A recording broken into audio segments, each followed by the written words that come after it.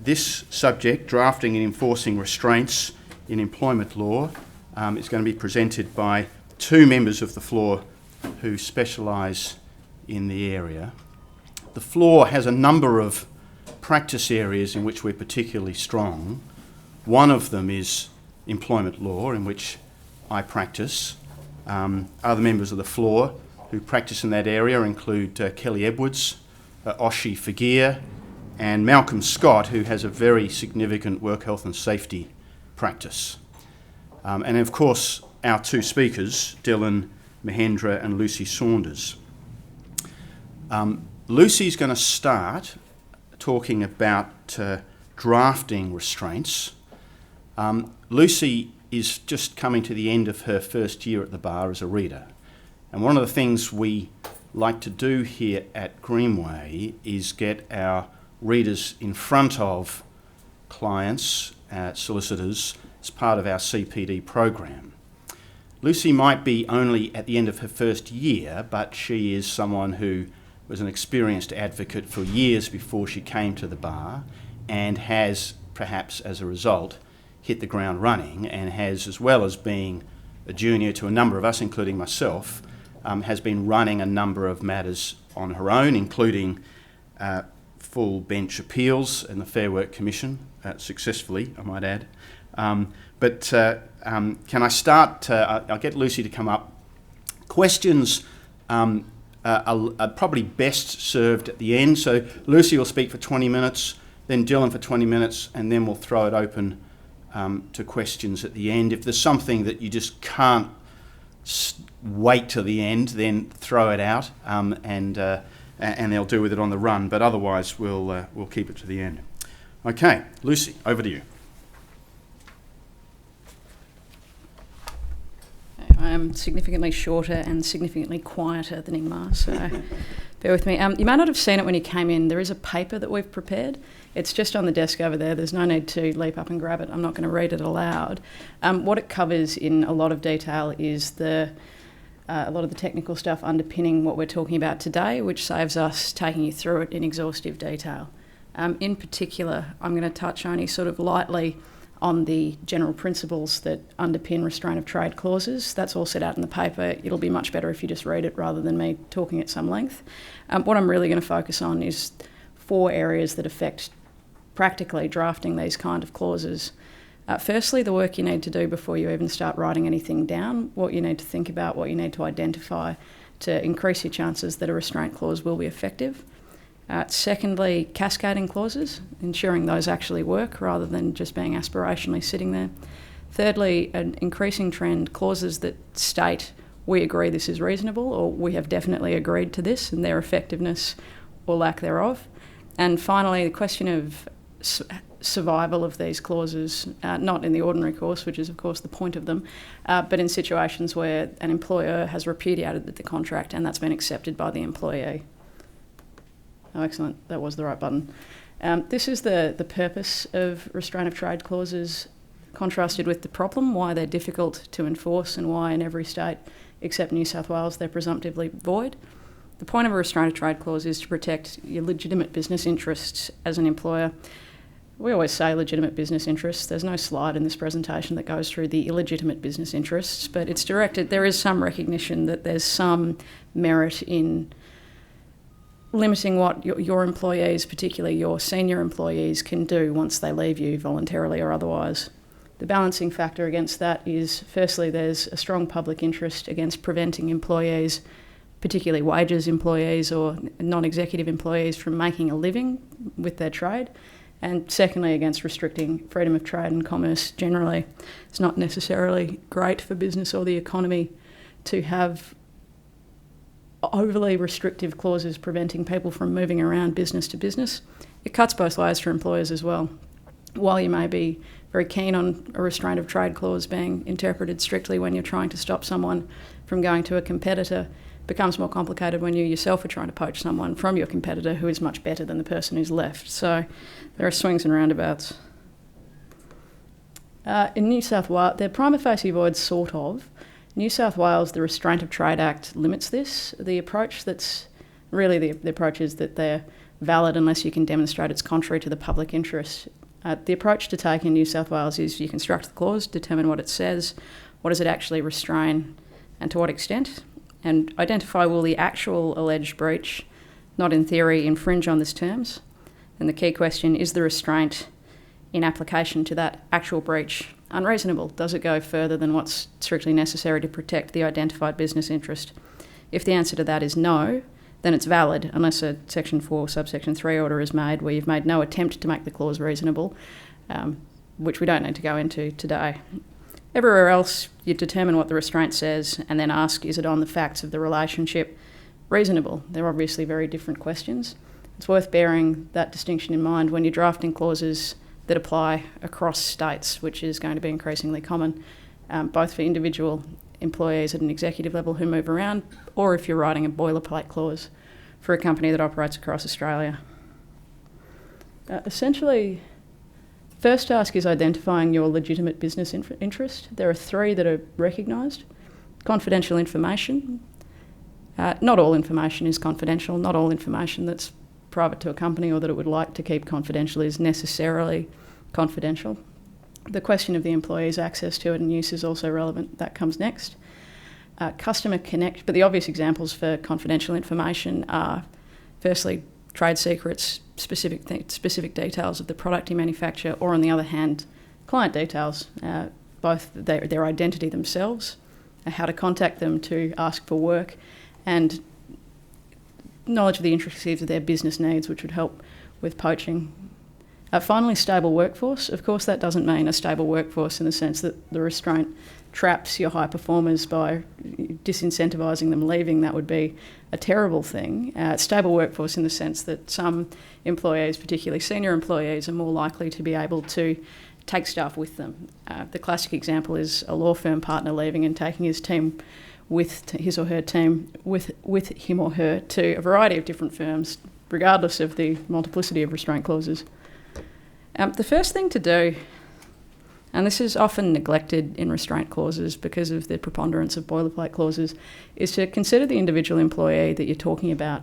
Very carefully identify their role, in particular what they're doing for the organisation that makes them so important or that means they would pose such a risk on leaving. In particular, their access to and actual use of confidential information. You need some degree of immersion in the data. Most companies, theoretically, every employee could, through a shared server, access every single document. In practice, they're not going to. They're not going to work with it.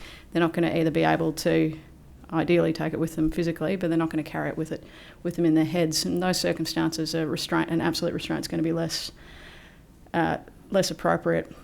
The relationship to other employees, their relationship to clients, particularly where you have an employee who becomes, in a very real sense, the public face of the business, the one-on-one connection, the person that someone thinks of when they think of your operation, and in that case more likely to take people with them when they leave. Fundamentally, the question you're asking is why these people, what is the risk they pose, what damage can they do to you when they leave, and what do we need to do to negate that? It's not an abstract exercise. Once that's done, that should be written down very carefully and put into the contract, either the contract or employment or the separate restraint clause. That does two things. It contextualises and gives light to the restraint itself. It explains why it's necessary within the document. And secondly, it draws your attention to the need to renegotiate these clauses when people move up from an organisation. Something that's reasonable for a junior employee may not travel through when they become more senior. It may not give the protections that's needed. Similarly, if people move sideways or into different roles, the broader restraint that was initially appropriate may not survive. You also need to consider their status as an individual and their negotiating power, whether they're actually capable of making the right kind of business judgment or in any way negotiating these restraints. That becomes important later, but it's worth dealing with now. With that information, you can negotiate a specific restraint. Obviously, you want to avoid boilerplate. 90% of the clause can look the same from person to person, but the more individualised it is, the more likely it is to be enforced in relation to the specific individual. Drafting restraints, this is something that I'm not going to go into much detail with because it's the obvious stuff and it's set out in the paper. This is what you're trying to do with it. It's what you want to stop them doing and where you want to stop them doing. So it's using confidential information in whatever way, competing, working for a direct competitor, setting up their own shop to actually draw business away from you, poaching staff, poaching clients. There used to be some controversy about whether the clauses directed at poaching should be limited to dealing with rather than soliciting, the argument being that, well, what are you going to do if they just, by amazing coincidence, the client that you've worked with for 20 years or your immediate junior at your law firm turns up, they just want a job, you must be able to deal with them. I think dealing is now accepted as being reasonable, largely because it allows you to avoid engaging in that kind of ridiculous sham arrangement where we all know you've solicited them, but we just can't prove it. The restraint, so I mean, you'll get away with dealing. The geographic restriction can be important. All of Australia is usually the starting point, ranging down to a 3 kilometre radius, 5 kilometre radius, the gym next door or across the road. What's not on there is obviously time as well, and that can vary quite sharply. The longer it is, the broader it is, the more you're stopping them doing, the harder it is to enforce. That should be obvious. Okay, so this is one of the areas that I wanted to focus on. Cascading clauses are increasingly popular, have been since around 2010 in New South Wales with OAMPs, which is the next slide. You've all probably seen it. It's the clause and there's an example on the next page, but it's got about 17 different alternatives that you cut out until you get to something the court eventually determines is reasonable. Because of that, they do bring a risk of uncertainty with them. If you've got a million different options, there's a possibility to go, well, how can we possibly know what you've actually agreed to? Have you in fact, I know it says here in the clause that you've actually agreed to it and that it's reasonable, but could you possibly have done this? The starting point with cascading clauses to realise is that severability is not guaranteed. Just because you've got a clause that can functionally be blue penciled, you can excise in whole or little parts of it and it still stands, doesn't necessarily mean that's going to be done. Particularly if you're an employer, there's a reluctance, yes and no in some states, there's a reluctance on behalf of the court to sever clauses without really express indication that the parties intended that to be done, or it benefits the employer. In part, that's about the imbalance between the parties. An employer as an organisation is, in almost all circumstances, going to be less vulnerable to litigation than an individual employee, the pressure they bring to bear, and so arguably they should receive less benefit from the court in making this thing finally enforceable. It was discussed recently in BDO Group Investments and No 2010 VSC 206. Really though, the main thing to have is a clause in the contract that operates as several distinct operative clauses that are mutually consistent. You can comply with them all simultaneously. I mean, whether that occurs, views differ. Certainty as to what all those covenants are. They need to be individually able to be identified. And you need a specific clause saying we've agreed to this in whole, we've agreed to this in part. If anything fails, the rest of it's still enforceable. In effect, we have thought about the prospect of severability and we agree to it. So, there we go. HANA and OAMPs I mentioned earlier. HANA it's an insurance accounting firm. Mr. Hanna is an accountant. He was extremely good at his job. A lot of the evidence was about how excellent this bloke was as an accountant. He was beloved by the clients, one of whom gave this evidence about how good he was, how much he liked him as an accountant, which was amazingly fatal to his efforts to continue working as an accountant around the place. So there's a lesson there. It's not a good one. It doesn't matter for the severability point, though. You see there the classic example of a cascading clause. What it also had, I haven't extracted the text, but it's an express clause saying that each period and area part of separate and independent provisions. What this clause generates is what the court found this clause generates is 9 separate identifiable covenants. You do that by just taking the first list and multiplying it by the second, so you get to 9. This becomes more complicated in other clauses, as we'll see next. But the crucial thing was that each one of them could be complied with without running into the other one. The other thing with OAMPs that's vital from a drafting point of view, you'll see looking at the clause that it's extremely clean.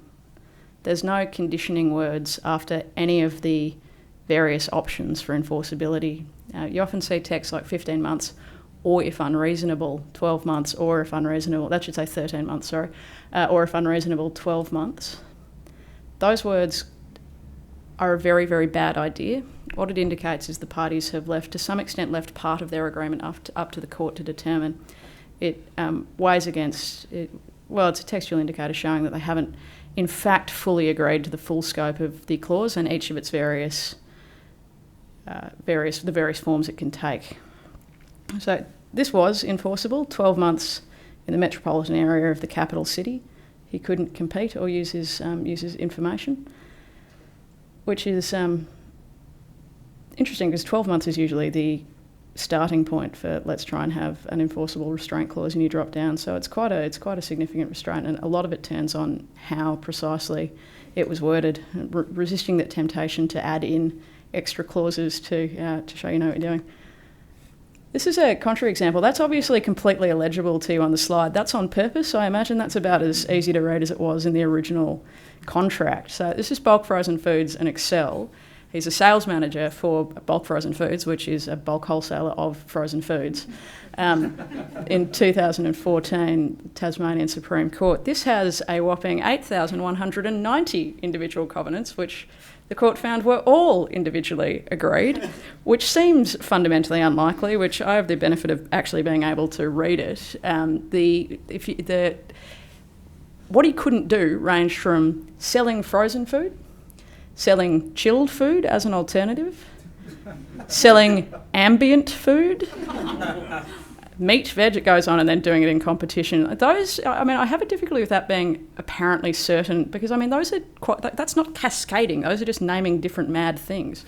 Also, all food is eventually going to become ambient, so, he's just got to sell it really quickly, I think, is the problem. So, on its drafting, it has some difficulties. Nevertheless, it was found to be enforceable. Part of the reasoning for that is twofold. Firstly, it did have the severability clause that we desperately need.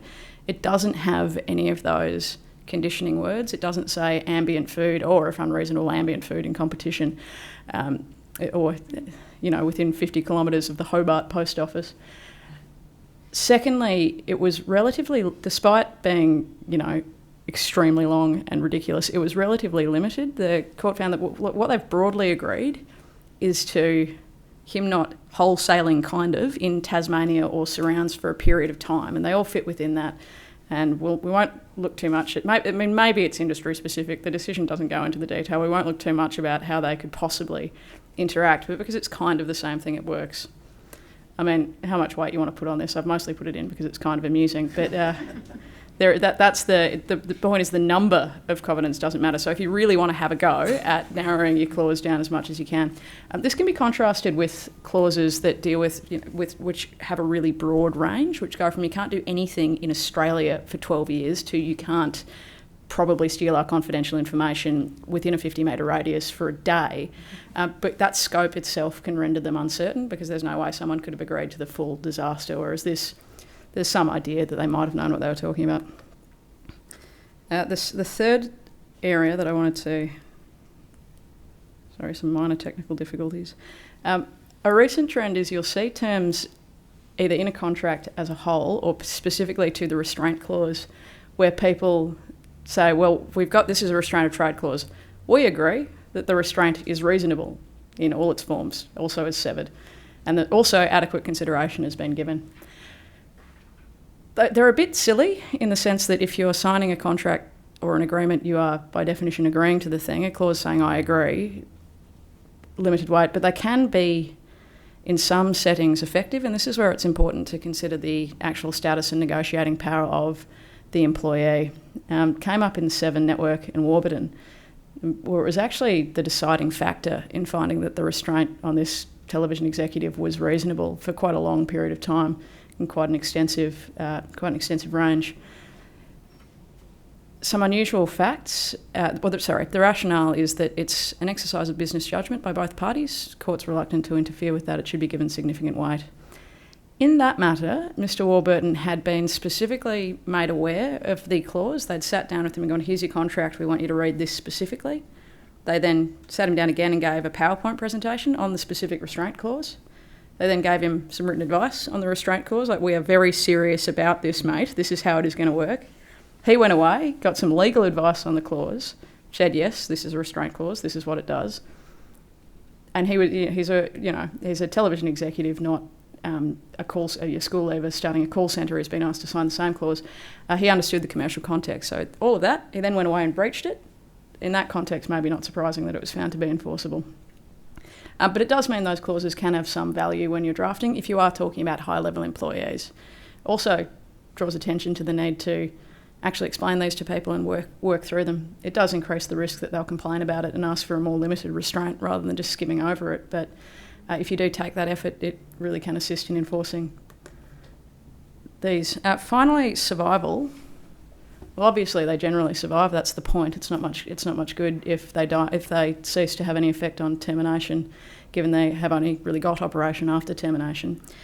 And that's usually set out. It does need to be, but it's usually set out in the text. The more complicated situation is where the employer has repudiated the contract, has taken some step, and the employee has accepted that, has taken some step that means that they are no longer willing to perform. They've acted so outrageously that the employee is entitled to accept that, and the contract is thus terminated on the employer's initiative. Sometimes this is outrageous behaviour. Usually it's a blue about bonus schemes and what sales figures are incorporated where, so it's repudiation but in a less outrageous sense, but it's still fundamentally the employer's fault. The orthodox position used to be that unless it could be treated as an independent contract, which binds the employee on ceasing employment, it's not enforceable following repudiation. But that is, most of them function as independent contracts enforceable afterwards, easily fixed with drafting.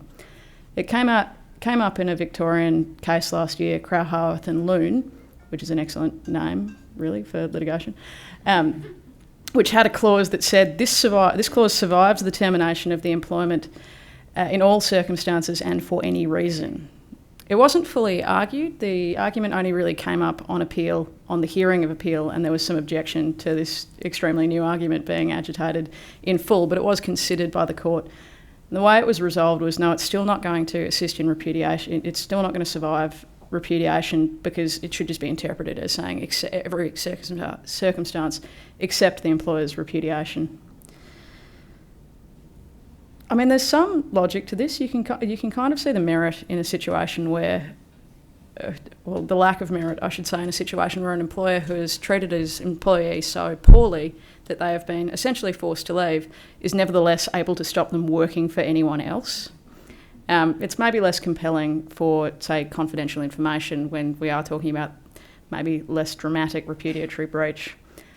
Fundamentally, I think it can be fixed by drafting. If the clause says including employer's repudiation, that's going to be very difficult to get around. You do then have, it doesn't resolve, the massive remedy problem you've got. Fundamentally, a lot of the relief, I think Dilan will touch on this in more detail, all the relief you're seeking is equitable, and if you haven't done equity, you haven't come with clean hands, you're going to struggle to get the injunction. Again, that doesn't work so well for damages, it doesn't work so well for confidential information, but that's probably the answer to the repudiation question. That's it from me. Thank you all very much.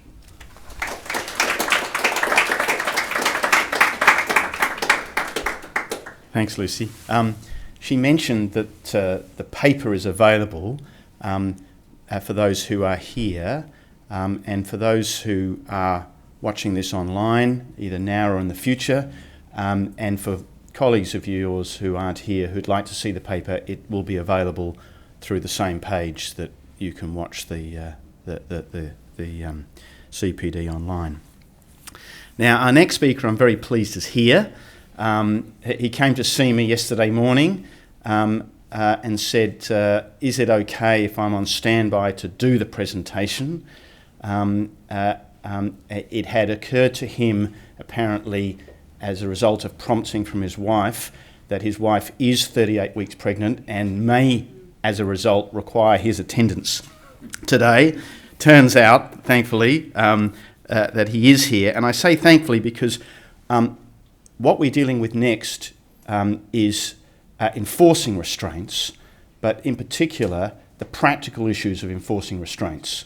And it's particularly good to have Dilan because he has become the go-to barrister in this area, and that means that he has the practical experience and has built it up over multiple cases over the last few years, and so there's perhaps no better person to talk to you now about the subject of enforcing restraints. Dilan. Thanks, Ingmar. So what Lucy's taking you through, of course, is a lot of the cases that deal with the principles behind restraints, but the reality is all of these matters are being dealt with on an urgent basis before a duty judge and usually will be resolved on an interlocutory at an interlocutory stage. So by the time you get to final hearing and you get these decisions which set out all these principles, it's usually too late in terms of what's happened. And what I've discovered over the last few years in running these cases is quite often you might have a great legal argument or your case might have a lot of merit, but it's the strategy you employ that actually determines the outcome.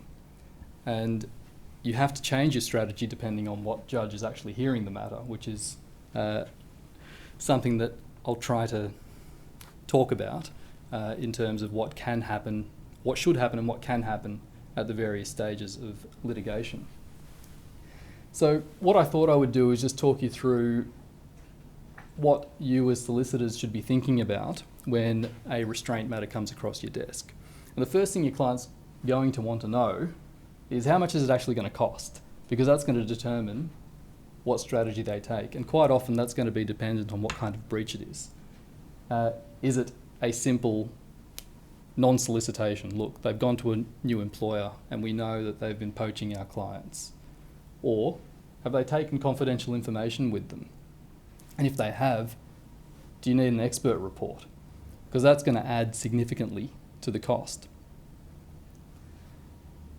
In terms of a rough guide as to what I think they normally cost, from what I understand, speaking to solicitors in terms of the estimates they're giving, including counsel's fees, to get it to a fully contested interlocutory for a relatively easy restraint of trade case, it's still going to cost you about 50 grand. And then when you get experts involved and when you get senior counsel involved, you can probably add another 100 on top of that. It's not cheap, and clients are going to want to know that up front. How long is it going to take? Now this one's a little bit more difficult because it does depend on who the judge is.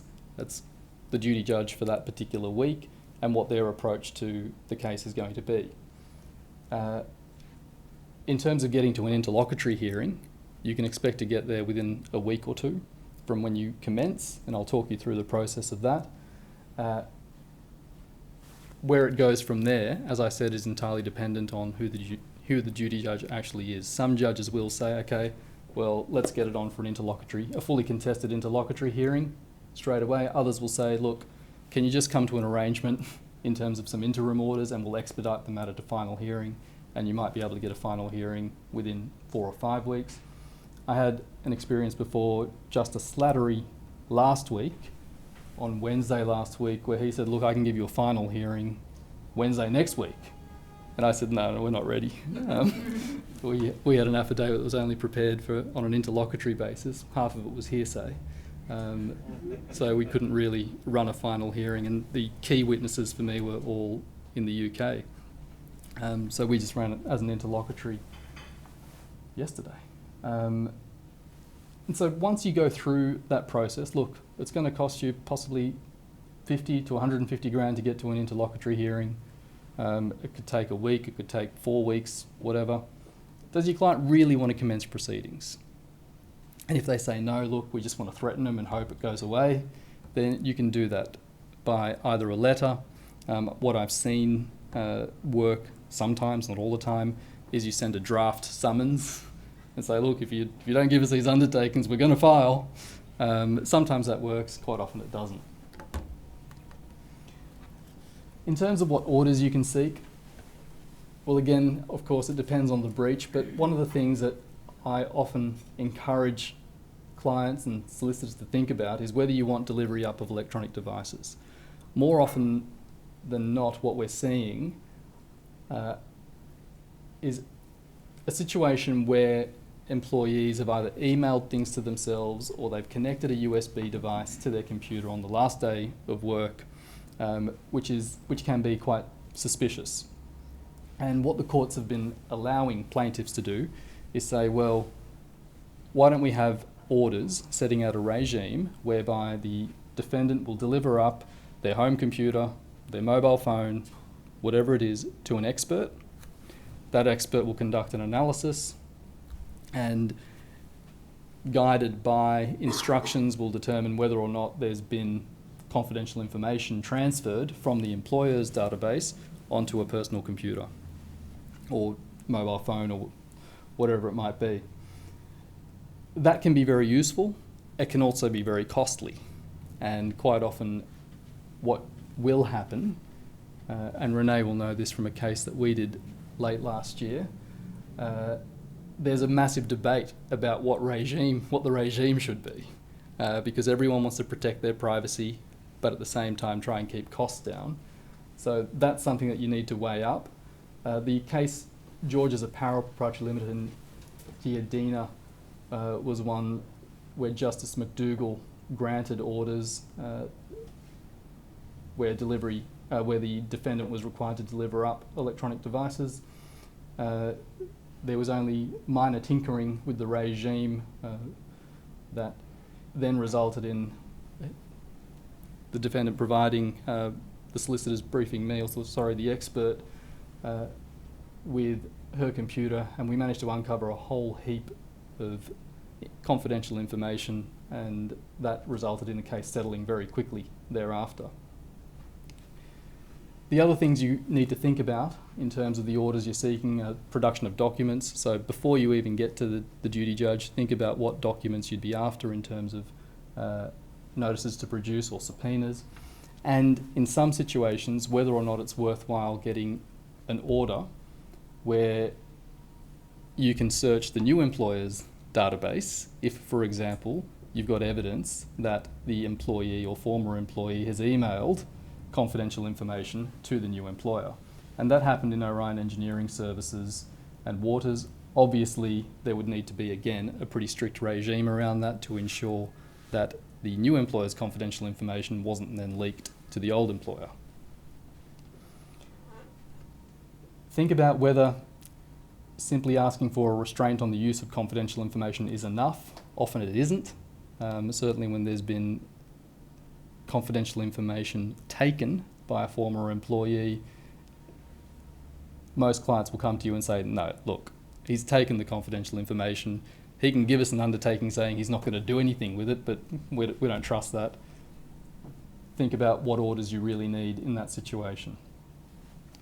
In terms of non-solicitation, what will normally happen is an employee who has received a summons saying we're going to stop you from working for your new employer, will turn around and say, look, I'll give you non-solicitation undertakings. I don't want to touch your clients. I don't want to use your confidential information. Don't want to touch your employees. Why are you stopping me from working? And quite often, that is enough. But there are situations where the courts will say, look, no, we're going to stop you from working because just by you being there, we know that clients are going to go to you. And that's where the non-dealing restraints become relevant in terms of stopping that occurring as well. And then in that situation, you've got to ask, well, is a non-dealing restraint and a non-solicitation restraint enough, or do we still need a non-compete? And that can be hard to argue, again, depending on your judge. Because some judges, when you get to the interlocutory stage, will simply say, look, you signed a contract. Contract is a contract. You can argue all you want about the reasonableness of it at final hearing, but I'm going to give you the interlocutory injunction now rather than having to deal with it. And as I said, that depends on who your judge is.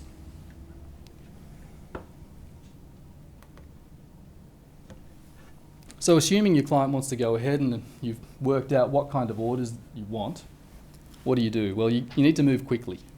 As you probably all know, restraint matters are urgent In Network 10 and Fullwood, Justice Young said if a plaintiff lets a week go by without doing anything, they'll need a pretty good explanation as to why interlocutory relief should be granted, because it's a discretion, as Lucy pointed out. And if there's delay, then the court may form a view that you're not actually serious about this breach. Therefore, we're not going to give you the injunction. The employee's already started work. It's going to be too much hassle. You don't get your relief. One of the things that I've seen happen quite a lot, and it can be very frustrating, is plaintiffs holding off on commencing proceedings because they think they're getting close to settling a matter. And all of the communications are without prejudice. And then settlement falls through a month later and proceedings are commenced. But then you can't rely on that without prejudice correspondence to explain what's happened in the meantime, which is kind of what happened in Fairfax Media Management and Harrison, although you won't really see that come out in the decision. In that decision, you will see that the judge refers to two pieces of correspondence. Both were marked without prejudice save as to costs, but extracts portions of each to say, well, this is the date on which breach was notified. This is the date when the plaintiff became aware the matter wasn't going to resolve, or the defendant put forward their position. But then they waited 3 weeks before responding to that, and then another week before commencing proceedings. But what really happened was that they were negotiating during that time. They just couldn't rely on that in terms of explaining the delay. So if that is occurring, from the plaintiff's perspective, what you should do is actually say, look, in open correspondence, if you want more time to respond, give us an undertaking that you're not going to use that time taken up by this delay in any argument as to whether or not the court should grant relief. And if you don't get that undertaking, commence, assuming you want to commence. And use both open and without prejudice correspondence. Put your substantive arguments in open correspondence, put your negotiation into without prejudice. Whenever you send correspondence in this type of matter, my view is you should be sending both at the same time. You've got your offer. If you need to put substantive matters into your offer to justify why it's a call to bank or anything like that, do so, but at the same time send an open letter setting out your arguments and indicating what steps are being taken to enforce your rights. So assuming that you can't settle it quickly, what do you need? So from the plaintiff's perspective, seeing as though we're talking about enforcing restraints, you need evidence of breach. Do you have a smoking gun? Because it's an interlocutory, you can kind of get away with a little bit more in your affidavits. And if you've got this email, that's a killer point, just extract it in the body of the affidavit. You've got to understand that you're in a list where the judge is really, really busy, and they're only going to flick through the documents very, very quickly. They'll read the affidavit, but unless you take them to specific documents, they're probably not going to pay attention to them all that much. But if you put it in the affidavit and highlight it in the body of the affidavit, they are going to see it, which is a good strategy in terms of swaying a duty judge to your side. Do you need an expert report to establish breach? Often it's not enough to simply say, look, we know that he sent this email, but we don't really know what was in the email, because quite often employees will delete stuff. They won't put a subject line in the email that they're sending to themselves. It's pretty rare to see the customer list subject forwarded to yourself. So do you need an expert report? Do you need to issue subpoenas or notices to produce in order to establish breach? If so, you should prepare them at the same time you're preparing your affidavit. You need to explain in the affidavit why the width of the restraint was chosen. Why do you say 12 months is necessary? If it's an OAMP style case, it may well be that 15 months was justified in that situation because the defendant only saw clients once a year, which would make sense for an accountant sometimes. And so if you've only got 12 months, well, it's not really going to help because he's going to see them in 12 months' time anyway, which might justify a 15-month restraint. You say, well, it gives us the opportunity as the plaintiff or the employer to build rapport with these clients and then see them when they actually need us. Is it a confidential information type argument? Well, tell us why 12 months or 6 months is necessary.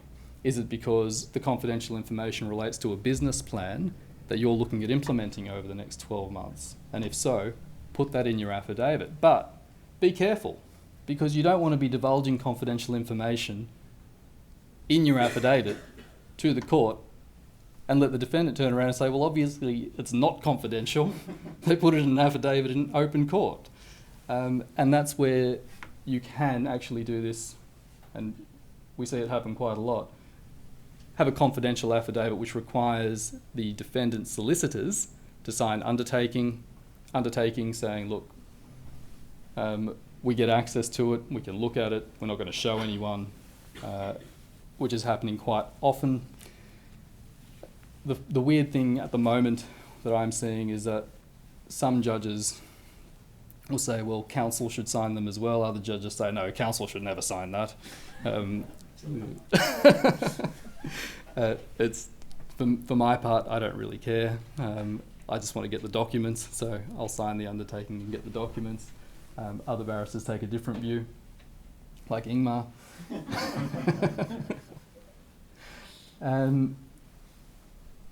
If you are relying on confidential information as a basis for obtaining a restraint, you need to establish that the information is in fact confidential. And you'll see in the handout, in the paper that we've written, an extract from Zamojo, which is a federal court decision of Justice Gordon, which sets out a really, really helpful checklist in terms of establishing that the information is in fact confidential. So what steps have you taken to make sure it's confidential? How's it been treated? And then, of course, you need to set out, well, what's going to happen if the relief is not granted? What's your risk? And what steps have you taken since discovering breach? Because that's going to be relevant to any argument as to delay and to show the court why you're actually there. So once you have all of your court documents ready, you've got your summons, you've got your affidavit, you've got your subpoena and notices to produce, you're heading up to the duty judge. And what you should always prepare, or get your counsel to prepare, are separate orders that you're going to hand up. Again, bearing in mind this is a busy list, you want to make things as easy as possible for the judge. You don't want him flicking through the summons, trying to work out what orders you're seeking. Just have them ready. You need to be able to identify what the urgency is. Sometimes that's unnecessary in terms of what can happen at an application for short service. Some judges will simply say, "Oh, it's a restraint. Okay, let's move on. We'll give you your orders for short service. It takes all of 2 minutes." Other judges will actually put you through the ringer, and I get the feeling this changes as you get more senior. You should have no problem. Yeah, I feel as though some judges that I was making applications for when I was 2 years at the bar no longer ask me to go through all of the points. They seem to think that I know what I'm doing now, which is a good thing, I think. If there has been a delay, because it's an ex parte application, you've got to draw attention to it, really, and you should have an explanation for it. Most judges won't really care too much about that because it's a point that the defendant is going to take at the interlocutory hearing, or could take at the interlocutory hearing. But duty of candour and all of that, you should make sure that you have an explanation for any delay. And of course, you need to be familiar with the evidence so that you can point to the breach that you're relying on quickly. As I said, it is a duty list.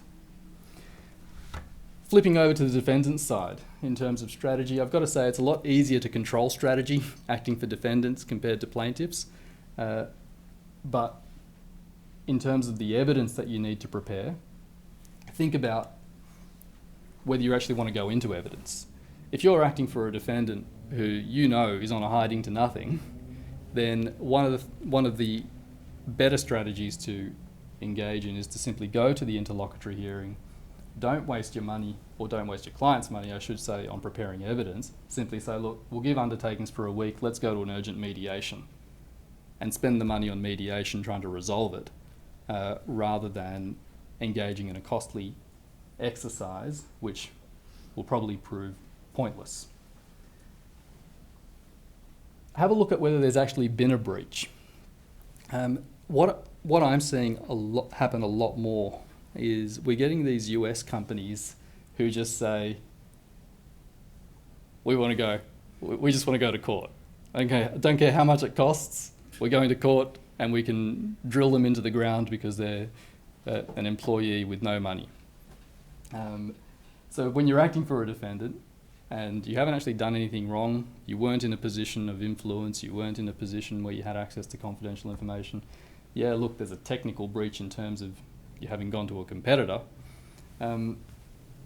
Spell all of that out up front in the affidavit so that it's front and centre in terms of what a duty judge is looking at. Look at whether there are any technical arguments available to you, and Lucy talked about this in terms of where there's been a repudiation by the employer. Or is there some way to actually undo the entire restraint because of the way it's been drafted?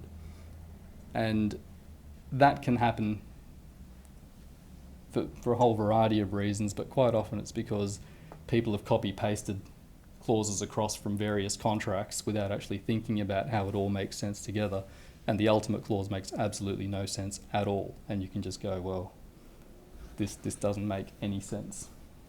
One of the things that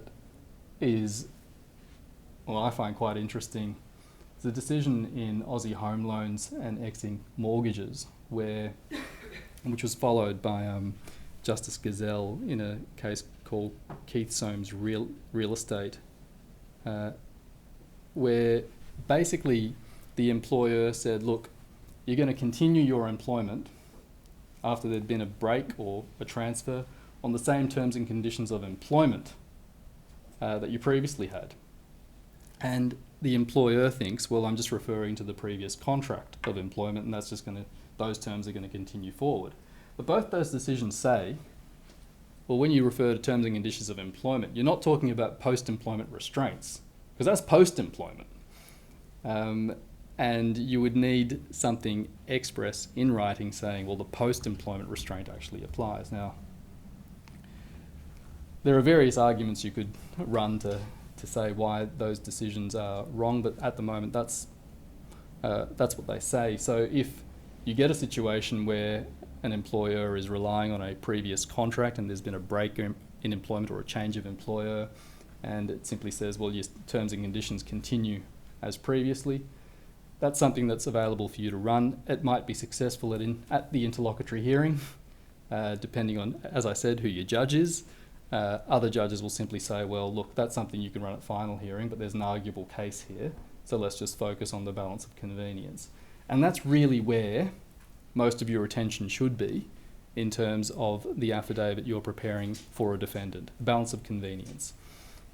Because at the end of the day, judges are human, and they're not going to want to put someone in a position where they can't actually earn a living.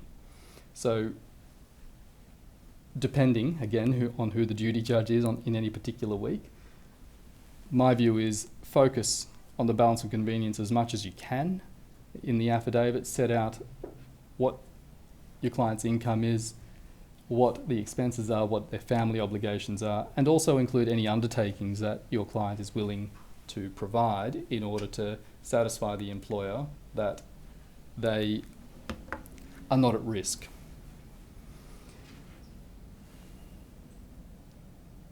Where am I up to? The second visit. So you've prepared your affidavit as a defendant, the plaintiff's got their affidavit on, you're ready to argue your point. What can happen? Well, a whole variety of things. Sometimes the case just runs, not often. Sometimes the defendant says, look, I'll give you some undertakings, I need some time to put on some evidence, and you come back a week later once the defendant has put on their evidence. It's a good idea to try and have a chat to your opponents beforehand. If they haven't put on evidence, try to agree to a regime.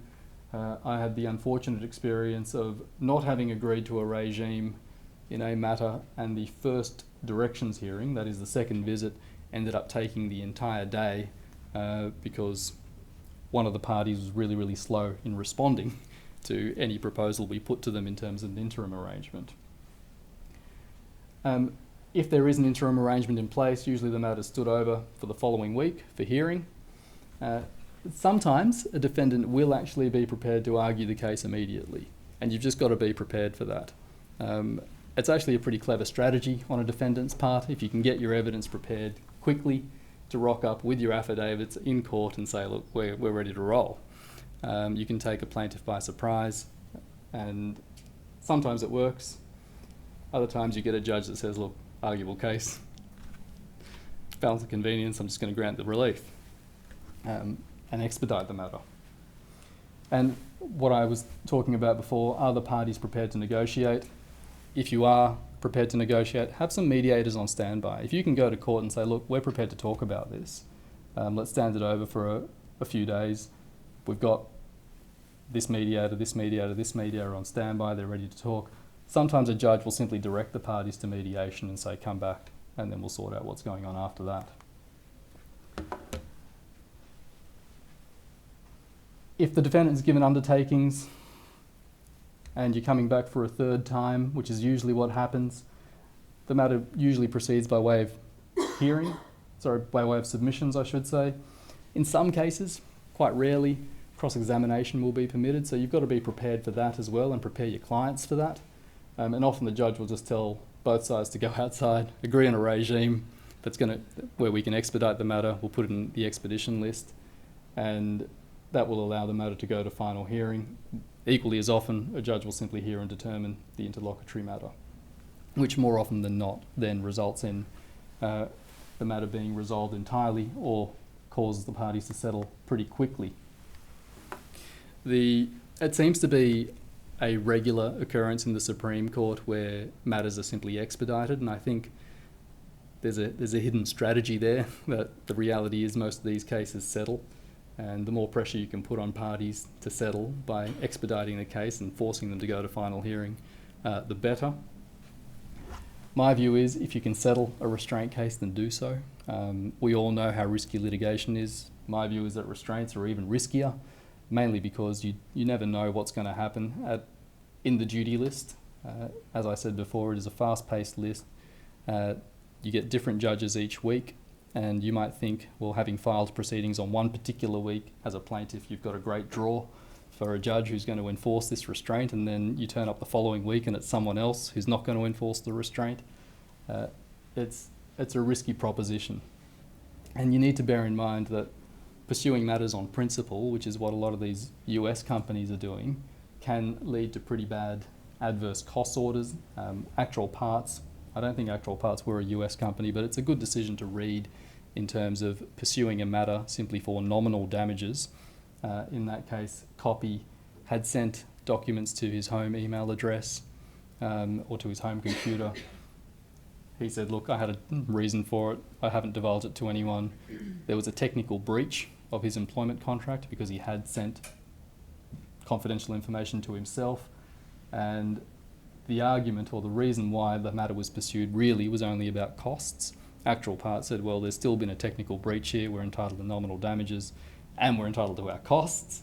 And I think the ultimate result was they actually ended up paying Copy's costs on an indemnity basis from some point in time. Which is why I think in terms of restraints themselves, you're better off settling as quickly as you can, even though they are a lot of fun to run. I think that's it from me.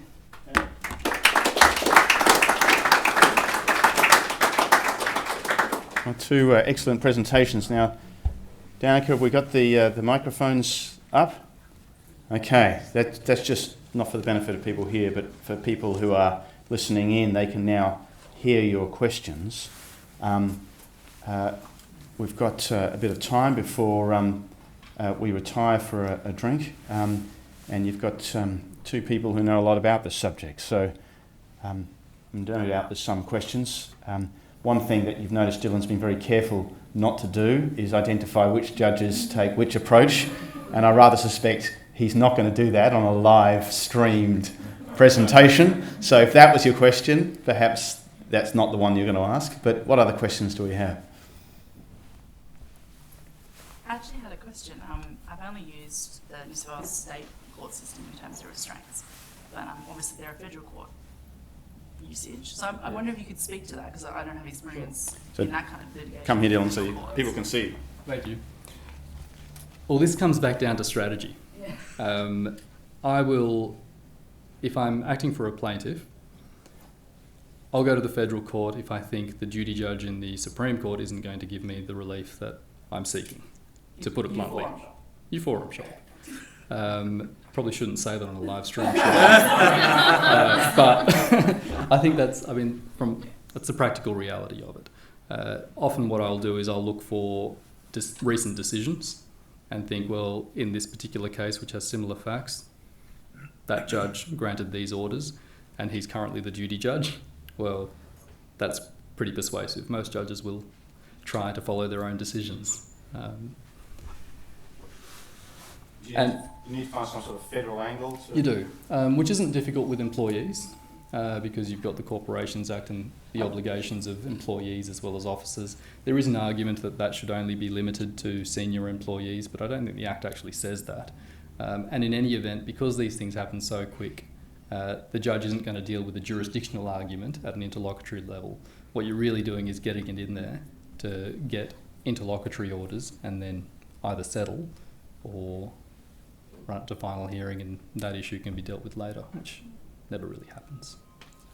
Sorry, can I follow up? So I was wondering, obviously the federal court is it's not as busy as the Supreme Court, for instance. Is that provide any benefit in terms of the detail that you would expect a judge to look through, perhaps, from your experience? Depends on the judge. It really does depend on the judge, and even though it's not as busy in terms of the number of matters, quite often the duty judge up there is dealing with a large copyright or intellectual property type case, and your matter is being interposed, which can be difficult. So it's a good idea to check the list on any day that you're going to file. I've had a situation where we thought we would file in the federal court, and then when all the forms were prepared on federal court forms, and then something happened, and we thought, let's go to the Supreme Court instead, and we had to change all the forms, and that happens. Other questions? Roshi? When you're advising clients, in my experience, especially defendants, the spectre of costs is almost the only thing that matters, unless the new employer steps in and bankrolls the whole thing. The question I'm asking myself is, how often are cost orders in fact enforced and paid in restraint matters? It always seems like the first and in some ways the final consideration. And how often does that actually end up coming to pass? And someone ends up paying a big cost order. I haven't seen it yet in terms of someone actually paying a cost order in a restraint case, but I think in terms of a defendant, it's the risk of paying an adverse cost order isn't the main issue. The main issue for most defendants is they're going to have to incur these costs, simply defending the case. If you're advising a client on that, I suppose you could say, look, more often than not, these matters do resolve on a basis where each party bears their own costs. But there's always a risk you're going to have to pay the other side's costs. I don't think it's a huge risk in these types of cases, but it's certainly still a risk. The greater concern for a defendant, from my perspective, is, well, can they actually afford to even defend the case? And quite often plaintiffs will take advantage of that, where the new employer isn't bankrolling the case by simply making it expensive and getting the defendant to give up. had another question? No? Oh, here, sorry. I've actually got two questions. Firstly, in terms of the balance of convenience, when you're talking about effects on third parties, how Yes. compelling is that kind of evidence as opposed to just the effect it might have on a defendant? Do you want to answer that first? Before I Sure. answer? Okay. If the third party is the new employer, not very compelling. I mean, some judges will look at that as a reason for justifying why they're imposing the restraint, but you'd still include it. The more compelling thing in terms of the balance of convenience is if the new employer says, look, if he has to sit on the sidelines between now and a final hearing, we're just going to find someone else to do the job. If that's the evidence, then that's a pretty compelling reason why the non-compete wouldn't be enforced. My second question was just about delay. Say that you've had a case where there's been an extensive delay and therefore there's just no chance of an injunction being granted. Yep. But you have a plaintiff which is seeking equitable damages in any case. To what extent is the delay still going to be taken into consideration for the damages? Won't be. It won't be. No. If you're just suing on breach, delay doesn't come into it. Okay. Are there any other questions? Ingmar, Yeah. I had a case recently where we acted for a defendant and the employer had terminated him for serious misconduct and not paid his entitlements, his leave, etc. And we sort of tried to say that there'd been a repudiation and that we accepted the repudiation and therefore nothing was enforceable. And the employer was saying, and this all sort of went away because it was later settled, but the employer was saying that there can't be a repudiation because the contract had already been terminated. I just thought that was a really funny thing to be putting. Is that something you have any views on, that situation? I mean, because often defendants will come to you and there may have been a repudiation, but they won't have known or they wouldn't have got advice and they might not have made any election in relation to it. So. Yeah, well, there's no shortage of cases, is there, where there's an active debate about whether the contract was terminated by the employer on a proper basis and therefore no repudiation. And then the flip side is the employee says there was no basis for you to do that, but the very act of you indicating to me that I am dismissed for serious misconduct when I didn't do it is repudiatory, and I accept that repudiation. You have brought the contract to an end by your conduct, but it's my acceptance of your repudiatory conduct. And ultimately, that question will perhaps be determinative at a final hearing. Although, as Dilan says, the judge is not going to be very interested in that at an interlocutory stage, right? It's going to be an arguable case. There's going to be two arguments and they'll have to be determined on the evidence, and they're not going to determine the evidence on any final basis. So, but you're right, that comes up all the time. And as a result of that Victorian decision that Lucy spoke about, it's going to become more and more a focus of the defence of these matters in employment situations. The first thing people like Dilan will be doing when they're advising a defendant is saying, was there some reason why you left, with the benefit of hindsight, which is really an acceptance of repudiation of the contract. Oh, well, they didn't give me a pay rise. Did they promise you a pay rise? Well, they sort of did. Well, okay, we might have a repudiatory conduct. Anyway, you can see that becoming more and more of a feature of these cases. Any more questions? A comment on that kind of scenario. Another interesting element that might add is that it might allow the prospective defendant to actually move first and kick off a proceeding, perhaps in the federal court, with a Fair Work Act led. One, I wasn't paid such and such. Second, I'd also like a declaration that the restraint is void.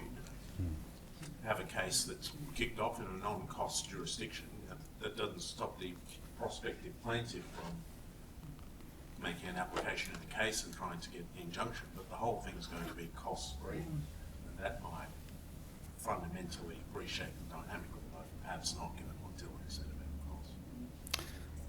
cost. It's always nice that Oshie gets the last word in any seminar, even if he's a member of the audience. But I think he's right. It's certainly something to think about. Look, it's great that everyone could come. We have some drinks and some food here. So unless you have to rush away, we'd love you to stay and have a drink and chat. And Lucy and Dylan, of course, will be here. So to the extent to which there are any other